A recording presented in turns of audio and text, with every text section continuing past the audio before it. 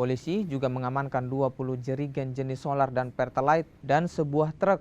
Penyelidikan terus dilakukan kepolisian untuk mengungkap dalang penimbunan BBM bersubsidi itu.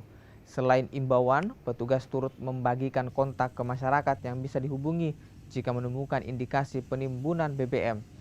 Pasca penangkapan pelaku penimbunan BBM subsidi, tidak lagi terlihat antrian panjang di sejumlah SPBU di Kota Sorong.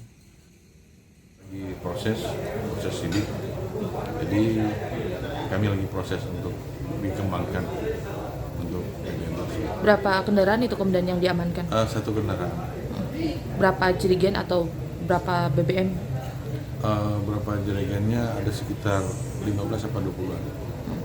Itu BBM jenis apa ya kemudian?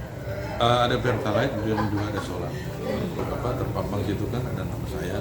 Apabila ada keluhan-keluhan masalah BBM, silakan hubungi hotline 110 termasuk di nomor ya, bisa diberikan.